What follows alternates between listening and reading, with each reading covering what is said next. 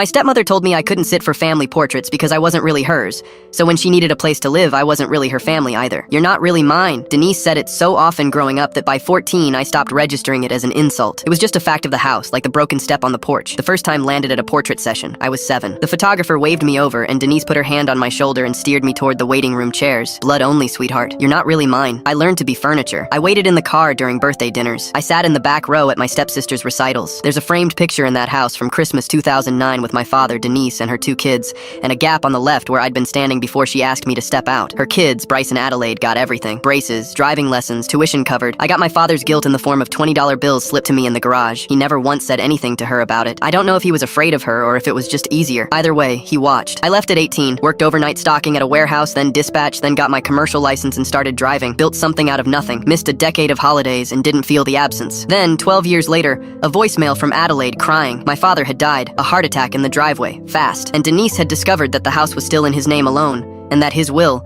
written before the marriage and never updated, left the property to me. The calls came daily after that. Denise, then Bryce, furious, then Adelaide, pleading, then an aunt I hadn't spoken to since I was 19. Family is family. You have to do the right thing. I blocked most of them. Then a letter came from my father's attorney confirming it. The deed had never been changed. There was no survivorship clause, and the property passed to me outright, the only heir named. The house I'd grown up eating dinner alone in was legally mine. Denise turned up at my apartment 2 days later. I still don't know how she got the address. She looked older than I remembered, smaller. They gave me 60 days, she said. I've been in that house 22 years. There's nowhere for me to go. I looked at this woman who had photographed her family around a hole where I'd been standing. I'll meet you at the house, I said. I want to walk through it first. She hugged me. She said she'd always known I had a good heart. I didn't correct her. I drove out the next morning and took my time. Stopped for coffee. The whole crew was waiting on the porch. Denise, Bryce, Adelaide, the aunt, all looking at me like I was holding a lottery ticket, which I suppose I was. I went in alone, walked the hallway with the height marks on the doorframe. Bryce, Adelaide, nothing with my name. Denise followed me into the kitchen. I know things weren't perfect, but I raised you. You didn't, though. I set my keys on the counter. You told me I wasn't really yours at every single holiday for 11 years.